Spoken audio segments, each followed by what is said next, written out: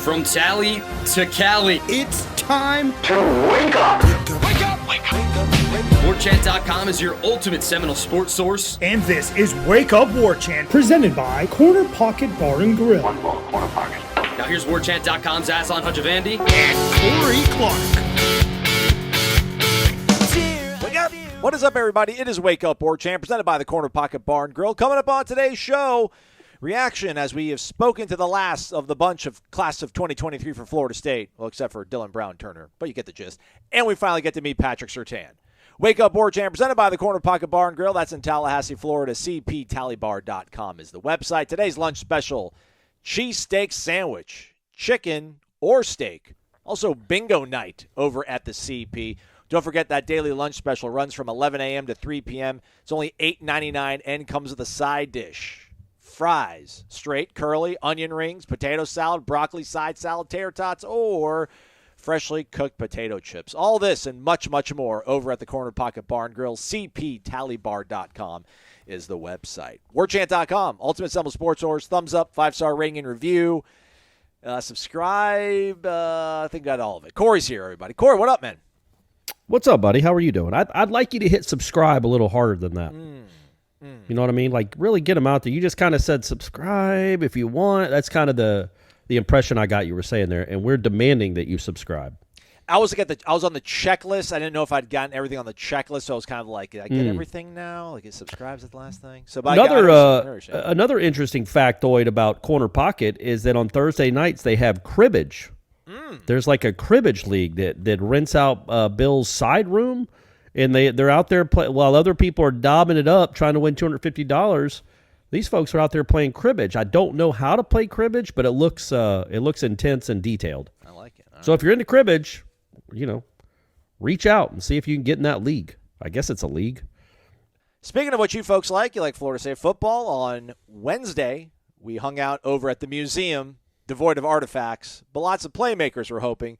Got to speak to the last bunch of freshmen that have enrolled here for the class of 2023, with the exception of Dylan Brown Turner, who signed on Wednesday, National Signing Day, the conventional one that we all love and grew up with, but now is completely irrelevant because our recruiting analyst goes on vacation now. I mean, I'm not knocking Michael. He deserves some time off, but he's like, yeah, I can take time off now. It doesn't matter. They already got their whole class wrapped up. And we also spoke to Patrick Surtain. Let's start with Patrick Surtain. He's a grown-up. Corey, let's talk about him first. Okay. Shout out to you, dropping a little history lesson on him, reminding him of his time here in Doak. That was cool. Nice exchange. You were the star of the show on Wednesday. YouTube well, said it had as to much. be. Ira left. Yeah. Ira had better things to do, and I mean that genuinely. He was in Tampa on Wednesday night to see Springsteen. It's for the first time in his life. So, he left on Wednesday after our first interview, wrote a story, and then got on the road so we could get down there to Tampa in time for Springsteen. So then I had to fill the void, and those are big shoes to fill. Yes, sir. I mean, Ira Schofel in a press, like literally they go, who was the first? Brock Glenn came in. Yes. And Steven is like, okay, the first question, and then he's looking at Ira to look up, like, hey man, you're on. You're on, buddy. It's your time. And Ira was, I think, getting his story ready to write, so he wasn't quite looking up. And then he looked up and waved his hand. He's like, all right, we'll go to Ira. But it's just understood that Ira gets the first question. But then he bounced after Brock Glenn, and then I think you and I held our own. We did all right. We tried. Yeah, Ira, I want to do a mashup, but I'm too slow on the trigger. But every single opening thing you do is just all right, we'll start off with Ira Schofel at Warchant.com. Right. So I want to just do a whole bunch of mashup on that. But anyhow, so we did speak to Patrick Surtain, who left the Miami Dolphins several times, 2-time Pro Bowler, 4-time state champion head football coach over at American Heritage down there in Plantation. I thought the most interesting soundbite out of him, was towards the end when he was asked about kind of being in the meeting room with MikeNorvell, seeing how he carries himself and what he thought about it. And towards the end of his answer, he, spoke about the fact that there's a blueprint in place and he doesn't see it slowing down here anytime soon. That caught my ear the most. That was the most impressive thing I thought I heard out of Patrick Surtain. What about you? Yeah, that was probably the one that might resonate the most with the Florida State fans, but it's also something they've heard a lot. I think just the fact of him talking about his connections in South Florida, if we're just talking about practically, what he brings to this staff, other than, the 11 years in the NFL and a championship pedigree as a high school coach. It is that last name, as we talked about when he was hired, and it's his connections in the Miami area, in the South Florida area. And he said it. He's like, I know all the kids, and I know all the coaches. Yep. And they have a belief in me. They saw what he did at American Heritage.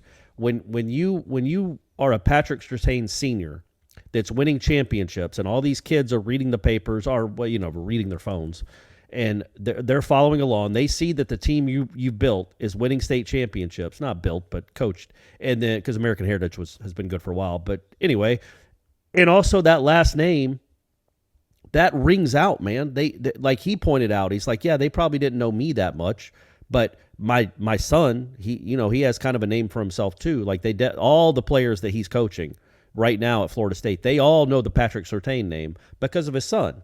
They may not be familiar with him, but they know his son. I just think him not owning up, that sounds like he did something wrong, just appreciating what his connections to South Florida mean as a college recruiter. That's why he's on the staff.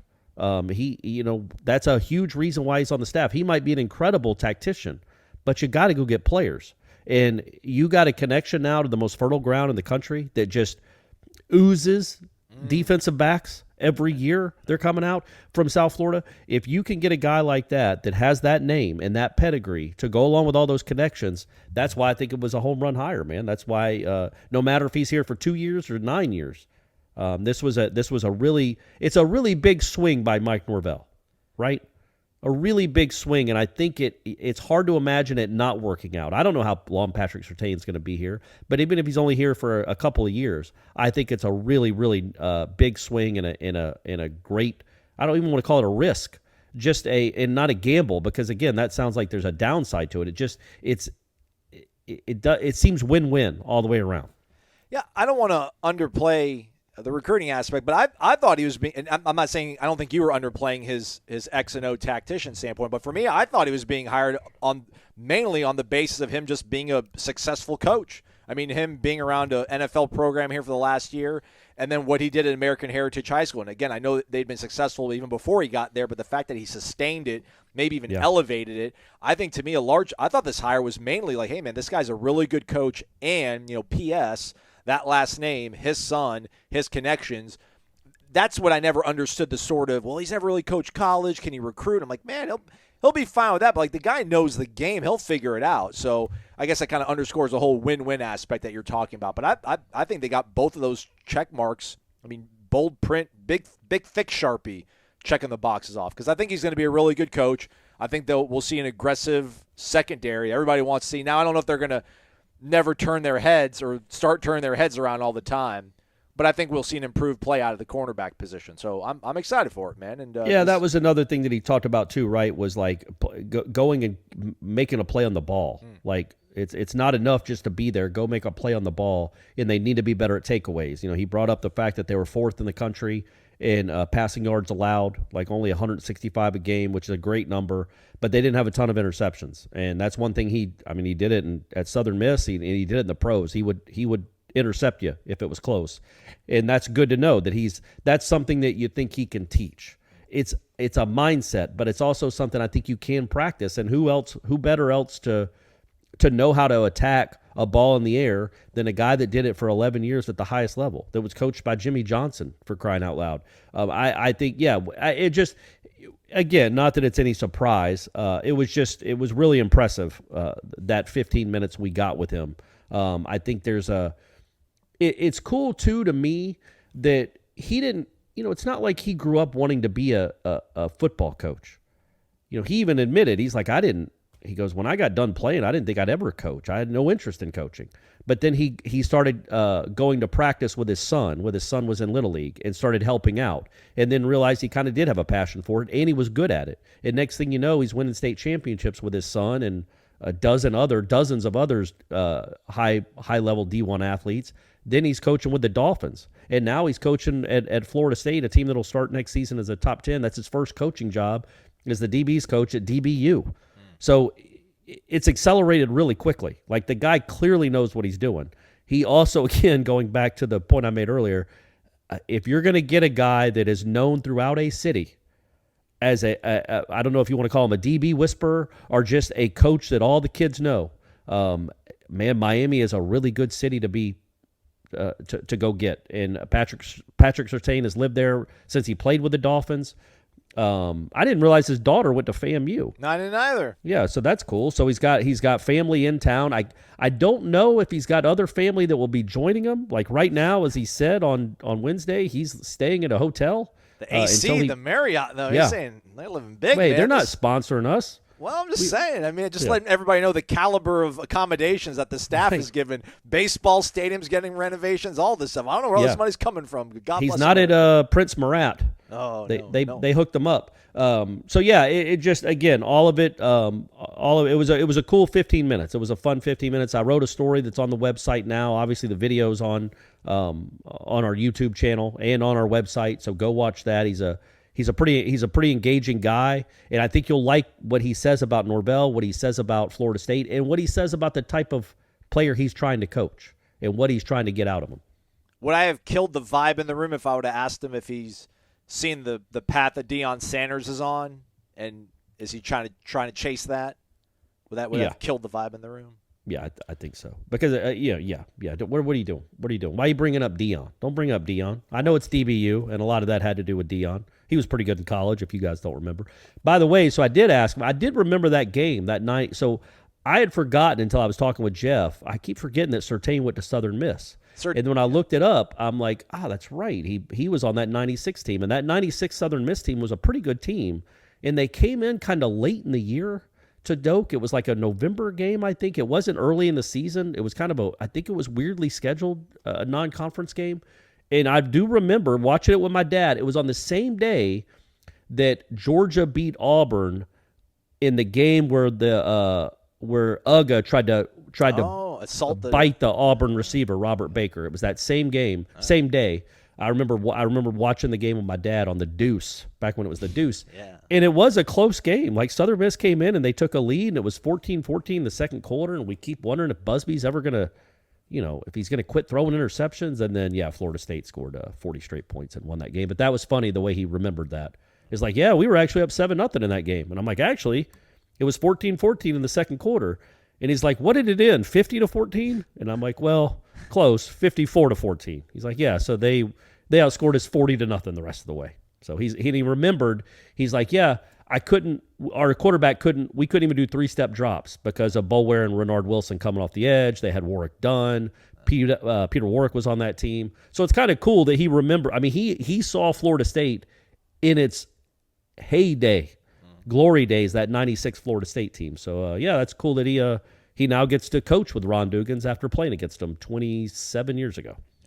Let's be mildly serious, though, because I wonder what he thinks his path is. Like, to leave an NFL job to come here to be a full-time position coach on the field, like, does that mean you think that college head coach is more in your wheelhouse? Or, do you want to do you go from here and that bridges you to, like, a coordinator job in the NFL? But we'll find these things as we are one of the lucky people that cover college football that get to speak to these coaches throughout the season. So we'll see how Absolutely it goes. Right. I wonder if I was thinking, like, if to come down to college now, knowing that just the way he talked, I would not be surprised if this is the ladder he wants to climb.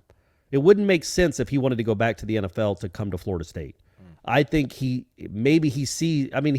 think he thinks he could be a head coach in college.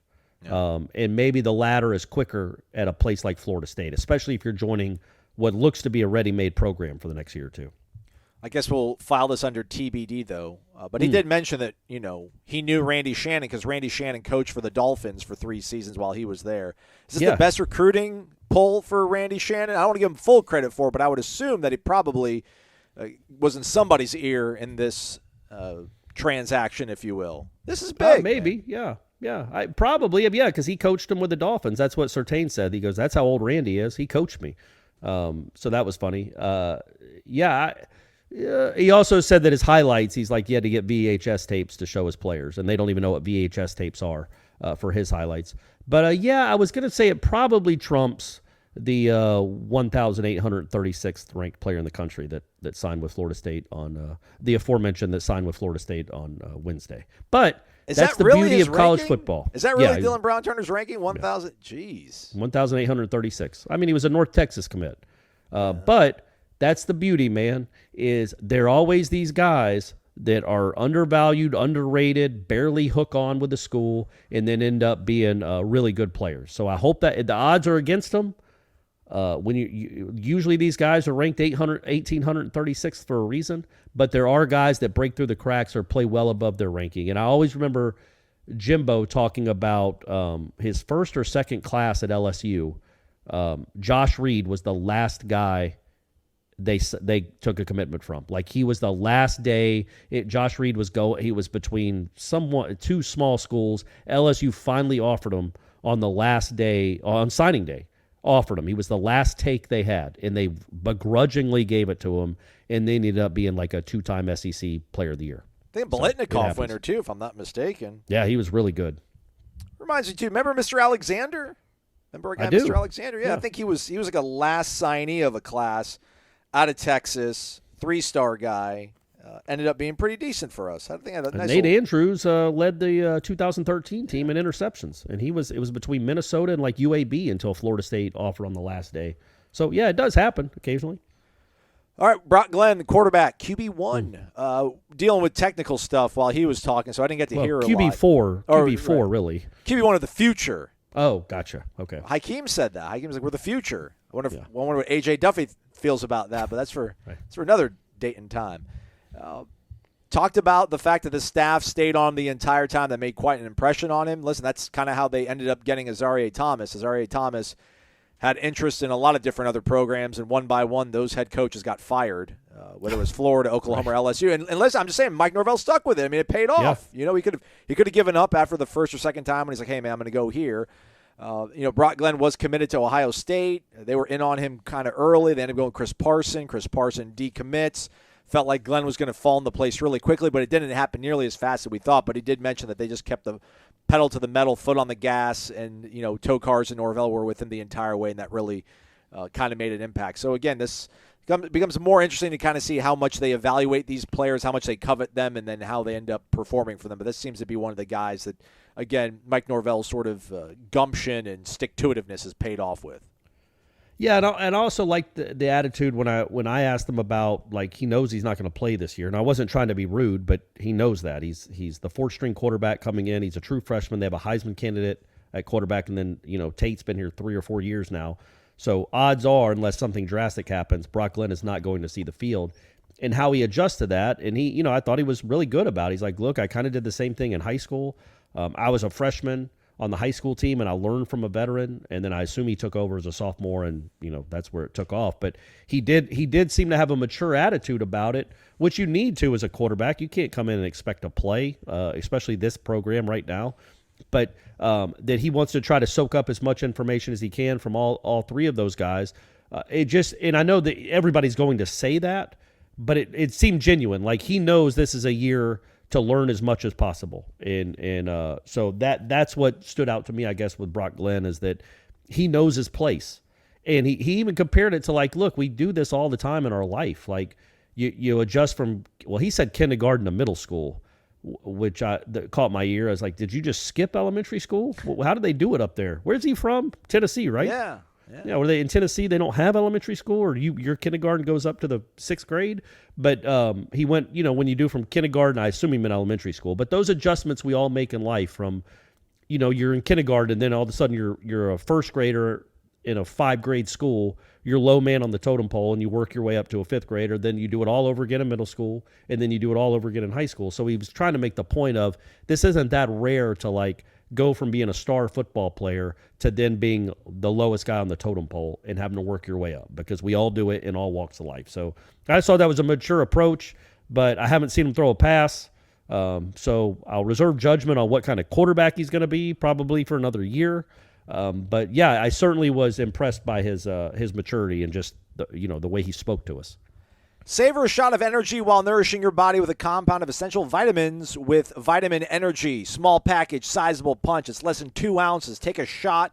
You will have full, unadulterated energy and vitamins for 7 hours or more in your entire day with just a shot of vitamin energy. Go to vitaminenergy.com. Use the promo code WARCHAMP BOGO, BOGO, and you will get an item of equal or lesser value for absolutely free with your order. So, do the math. It'll be like $1.25 for a shot of this stuff. It actually tastes really good, man. I like the Sport Plus, the blue raspberry. I was big on the Immune Plus, Corey. I'm a Florida boy. The citrus gets to me, but the blue raspberry pretty tasty too. Feeling good.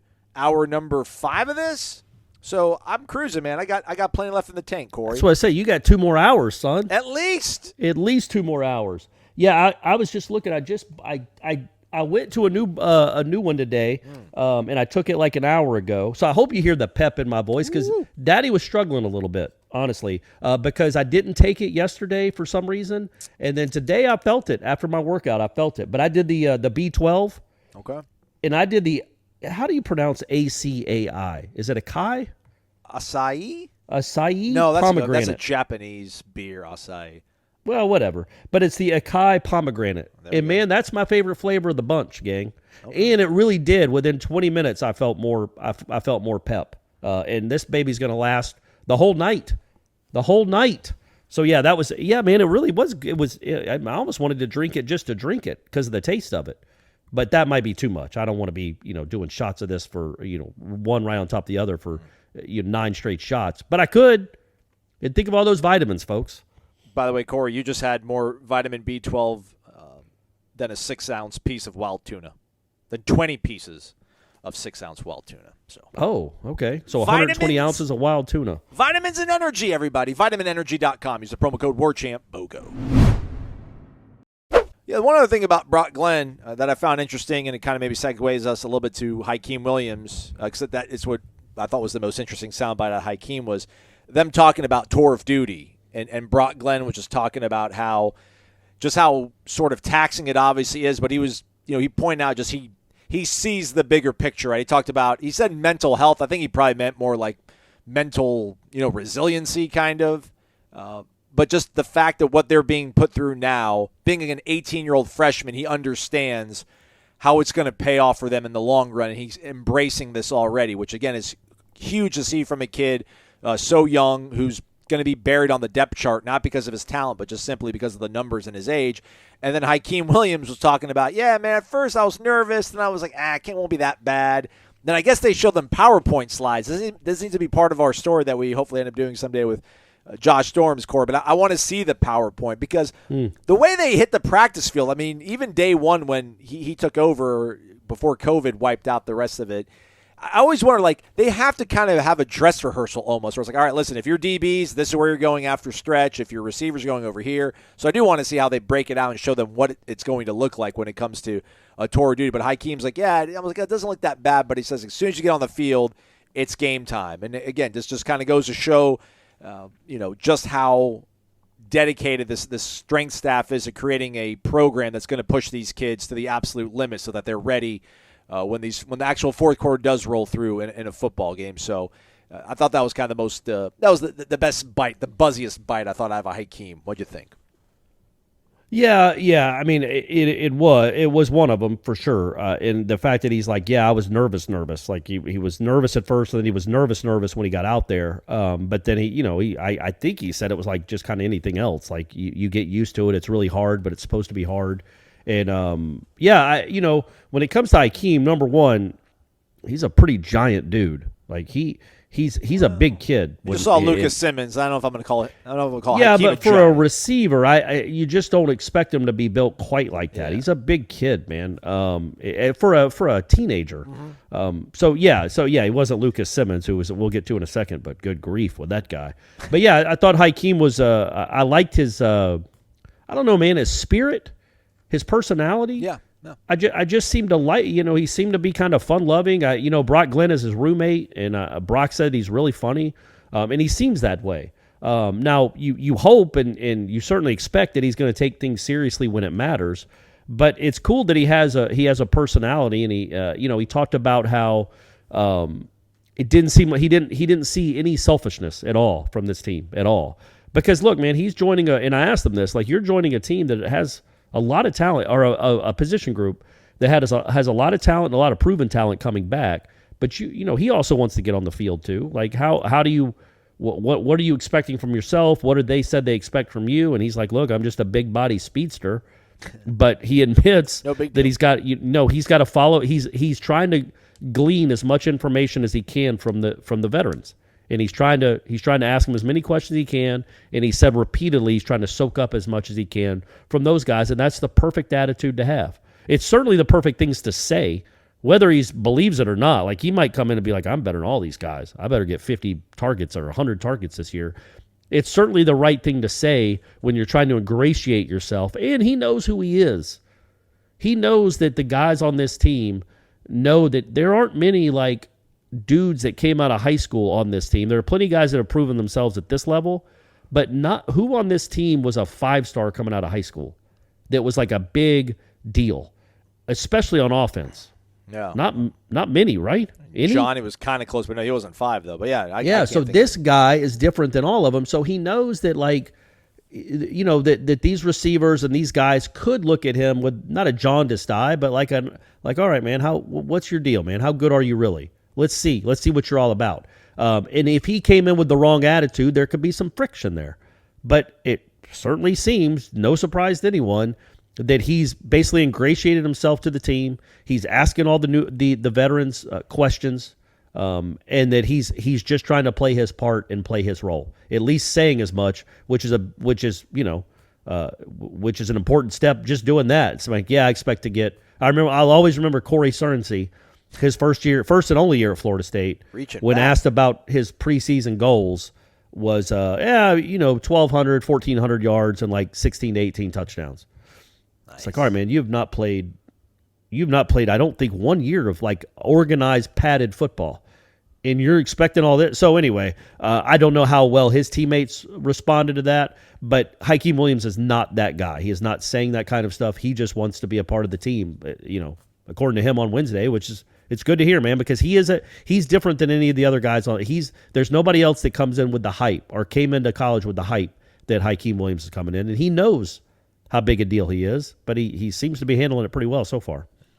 I mean, all these guys are excited to be at Florida State, but to your point about him, just kind of the way he carries himself, he does seem very at ease, very confident that he made the right decision, and he's happy to see it pay off the way they finished this season, because he did commit. He was one of the guys that committed when things weren't as rosy, and that was kind of a really cool thing to kind of see him just talk about how confident he is in the staff. And he mentioned he was being recruited by everybody, right? He was being recruited by some of the programs that are really, really known for their NIL, A&M and Miami in particular.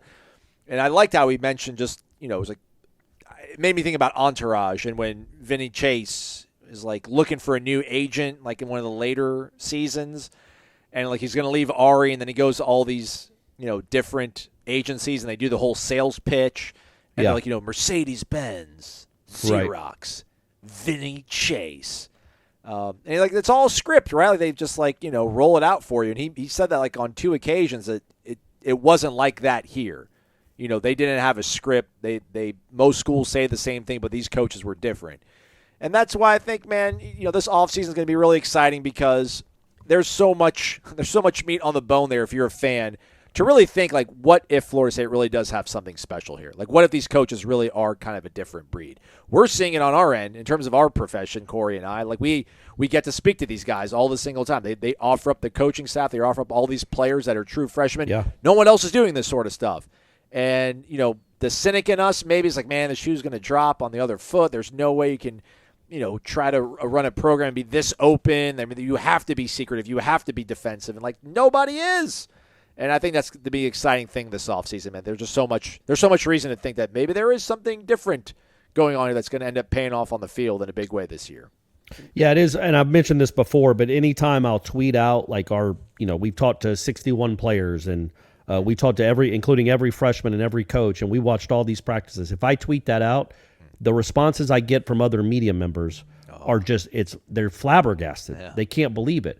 And I think it not only because it's not normal, it's certainly not normal at a place like Florida State. And I say this, I take as much time every time to stress how appreciative we are and how I hope appreciative all you guys are for the access we get, because it is we could be in the wilderness for 9 months, man, wait for this season to start. But we actually do get access. We get things to talk about. You get videos to watch. You get to know these players better than you would if you just see them for 4 minutes after a game. I mean, we get these guys all year long if we want. It's the most open. I have to imagine it's the most open program in the country, and it didn't seem to affect them on the field that much. Seemed like they had a pretty good season, and they seem to be poised for another good season. And I just hope that's appreciated, that we got every single newcomer. Like, remember coaches don't let freshmen talk at all, period. Like, you know what I mean? Like, just at all. We didn't get to talk. Rashad Green was the leading receiver for a Florida State football team, and we didn't get to talk to him once until the Notre Dame game, the Champs Bowl. That was the first time we got to talk to Rashad Green, and he was the leading receiver and a cool kid. So, like we talked about Josh Sweat, we didn't get to know about that he builds and rebuilds computers. We never got to talk to the kid. So it's really cool, the access, and I just hope you guys appreciate that not only do we get all the freshmen, multiple times per season, we get every coach if we ask for them. And I think that's a big deal too, because I think you learn more about the players at the position. Like, Norvell's great, sure, but when you talk to the position coach, those are the guys that can really steer you or tell you, yeah, this guy's a real player, or he's still got some work to do. Like, I just think that access is it's unparalleled, and it's always going to be appreciated. And Wednesday was no different, man. We talked to 3 freshmen and an assistant coach. Probably the only football media beat, college football beat in the country that did that on Wednesday. It might for the whole month of February.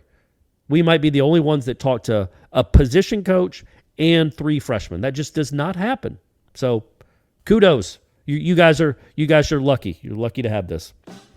MyBookie.ag promo code WARCHANT gets you an instant cash deposit bonus, which you can use on your first bet, and hopefully will be a winner.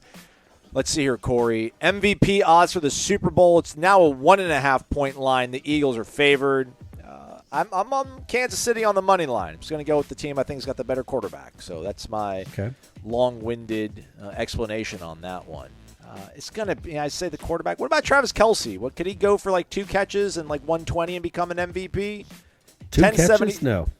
10 to 1 Did you say odds. 2 or 10? 10 catches. 2 touchdowns. Like, I just think it's the guy throwing to him is going to get more credit. It's really hard. I mean, Jerry Rice did it one year. You just don't see a lot of receivers get the MVP or pass catchers. I mean, it's not at 10 to 1. It's good odds though, because he's really good. But yeah, he would have to have a monster day, like 3 touchdowns or something, because Mahomes is throwing them all, and they're all going to want to give it to Mahomes. So Kelce would have to have like a next level day with a couple unbelievable catches for him to win the MVP. But like at 10 to 1, what's Mahomes at? What's his number? He's like 1 to 1, I mean, even odds, pretty much. It's even odds, yeah. So yeah, 10 to 1. That's not a bad idea. He's there. He's going to throw to him a ton. Also, get the misses involved, or maybe you really are a big Rihanna fan. There's odds on what her first song of the halftime show will be. Rihanna's song, Better Have My Money, 12 to 1 payout, Corey. What about the one with Eminem? Is that a Super Bowl song? The one where I guess it's a domestic violence song. Eminem comes in. You know what I'm talking about? I love the way you lie. I think that's the name of it. Yeah. That's not on the board. Not on the board. That's not on the board. Corey knows the kids, knows the culture. But of course I do, especially the 50-year-old white rappers. I would say that because she's going to have special guests. Well, I guess Rihanna's duetted with everyone. So I was going to say you would think Eminem would be a part of it. It's in Arizona. That's close enough to L.A. or Vegas, but. Yeah, I think my odds would be on a song where she has she partners up with someone. Okay. Like Jay-Z, someone like that. Umbrella, that might be a good one too. Corey really going for it. I can't even talk about the fact that there's a line on whether or not she's going to show cleavage. There really is. MyBookie.ag. You can bet anything, anytime, anywhere. Use the promo code WARCHANT. Big man, he can take the rear in the show. We'll save it for the last guy that we'll speak about. Lucas Simmons, who actually is a full 6'8", everybody. legitimate, correct, Corey? He's the mountain. Sure seemed like it. It's hard for me to differentiate between 6'7" and 6'8" at my size. But, yeah, he was big kid. Nice kid from Sweden originally. His father played at OU, but his mom is the one who pushed him to play football.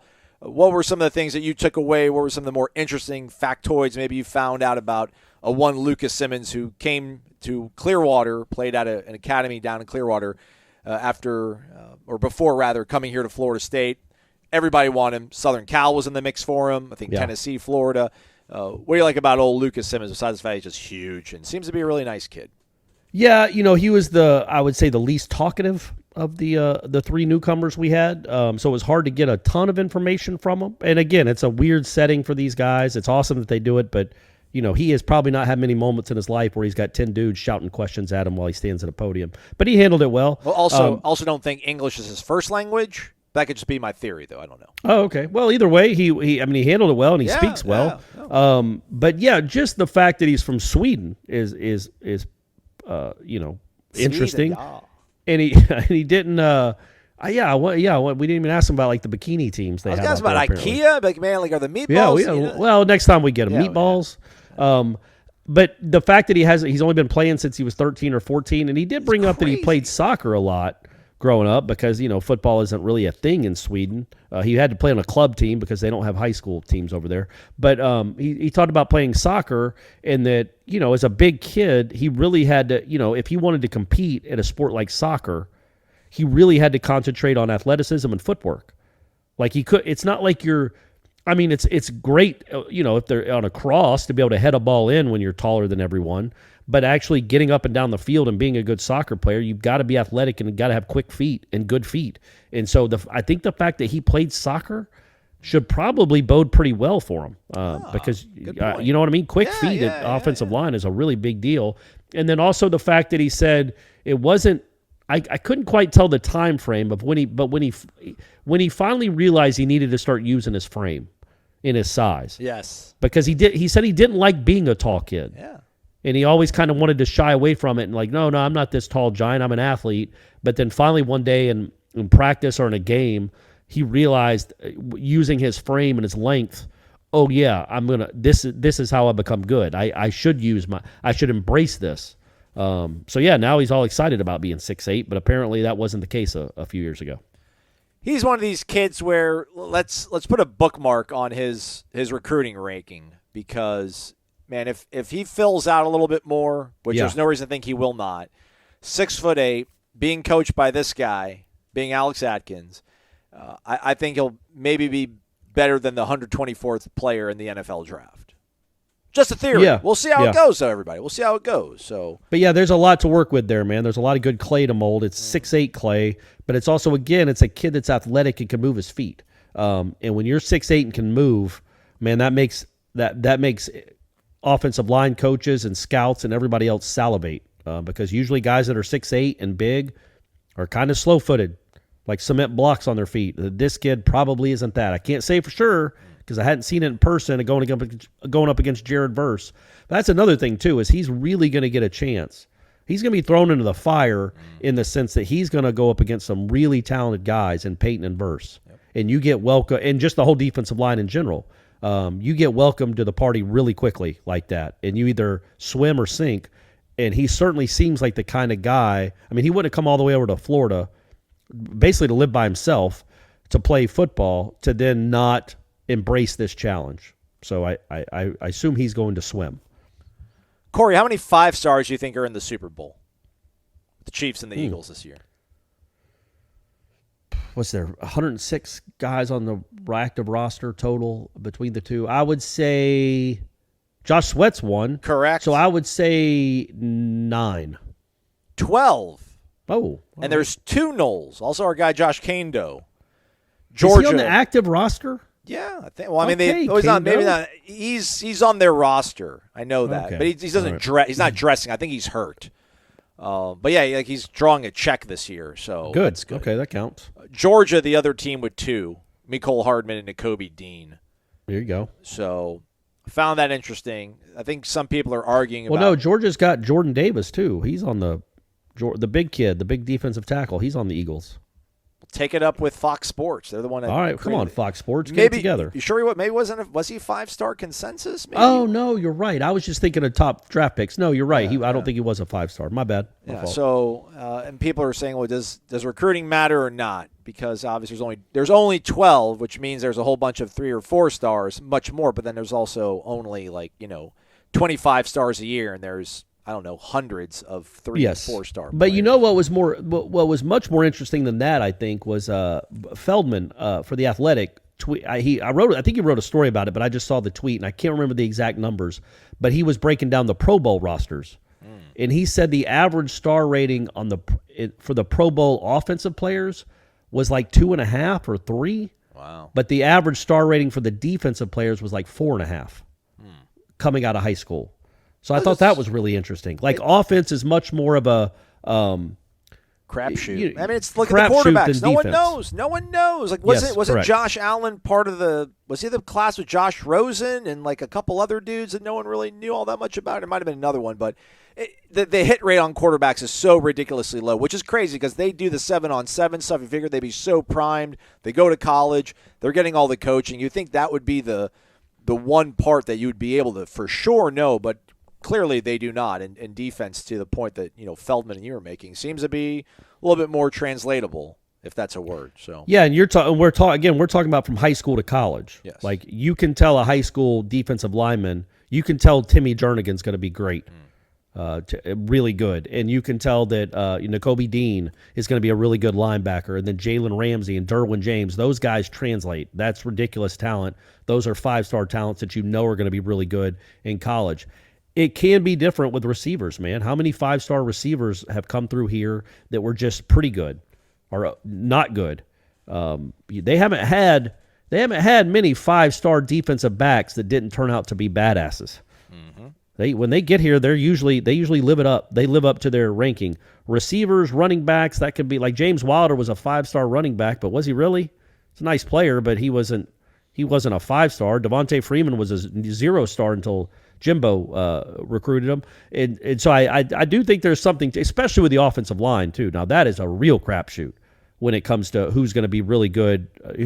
And they grow so much and they develop so much differently. Some kid that's like 18 or 19, like we're talking about Lucas Simmons. Now I know he was ranked pretty high. He's a highly ranked guy for this recruiting class, but he might be, by that 3 years from now, he might be the best player in the country. We don't know.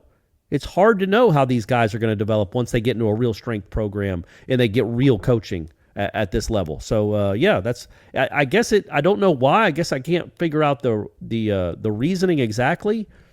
But it must be much more easy to dissect how good a defensive player is going to be, a 4- and 5-star defensive player, as it is to an offensive player. Anything stand out talking to Link the other day as we wrap up? Baseball. Yeah, man. Look, you guys know my history with this program and the Martin family, and they were always very, very good to me. It is different talking to that guy. Ira and I actually watched practice. That was pretty different too. What I really liked about it, and I know I'm a baseball dude. I'm not trying to bore anyone, but I've watched a lot of teams take kind of they'll do batting practice and they'll have other kids running the bases, right? Like getting their running in, getting their base running work in. They do it in a different way where like the kids at second base, and I saw this, there's a guy getting a lead at second base, and then one of the batters is in there just taking his normal BP reps. And he hits a ball that is a line drive to center, but not on a line necessarily, not like 20 feet in the air, but not 4 feet in the air either. So it's not for sure going to be a base hit or not. And the kid at second just starts running towards third. And they, the coach that's out there with him is like, absolute. And I don't know if it's a coach or GA. I didn't have my glasses. I couldn't see. Sorry, gang, I'm old. They basically yelled at the kid like, hey, man, that could have been caught. Like, you can't just blindly run. We've got one out right here. So they are putting them through the paces of real base running work as the other guys are getting batting practice work. They're trying, you're on second, and for sure it's a base hit in the gap. You're scoring. Then they go to third, and they're like, okay, get a lead. There's one out.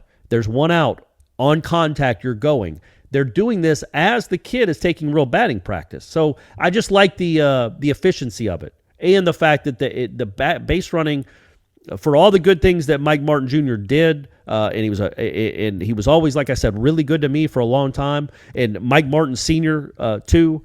They have not been a good base running team in a long, long time. It's flabbergasting how bad they've been. It certainly seems like this guy takes that very, very seriously. So that was cool to see. And Cam Smith, the freshman, I can't remember. He's their most hyped freshman. He was the number one shortstop in Florida. He was like the number 50 player in the country. He is 6'3", 220 pounds. He is built like a tight end. He is huge, and he can move. He's an athlete. And when he hits a ball, when he squares it up, good night. I can't remember them having a position player, and I don't know how good he's going to be. He's going to struggle some. He's a freshman. Drew Mendoza's big, but dude. Not built like this, man. Mendoza was tall and lanky. Okay. This kid looks like a football player, like just built, like the back muscles. And I'm into muscles now, guys. You are. I mean, that's all I do is I dissect deltoids. Or pecs, anything really, any muscle. But he is just put together differently. And so it's going to be he's going to be playing third base probably, starting there. So it's going to be really interesting to see. But that kid was really impressive when the ball was jumping off his bat. He hit one halfway up the scoreboard. He was hitting him out to right center where he didn't even seem like he took a real hard swing. Just natural, easy power, and can move, can run.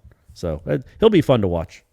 Hey, we'll be fun, and we'll be fun to watch at 7 o'clock tonight. We'll be live on YouTube, Corey and I, live edition of Wake Up Warchant. So tune in for that. Bring your questions. It'll be fun. In the meantime, though, Jeff Cameron Show, 1 to 3 o'clock. Plenty more over at warchant.com as well. Hit the thumbs up and subscribe. Is that better, Corey? There you go, man. Thankfully, finally, get people to do it, man. Dude, don't do it passively. Be aggressive with this stuff. He's Corey. I'm Aslan. Thank you for listening to Wake Up Warchant, presented by the Corner Pocket Bar and Grill.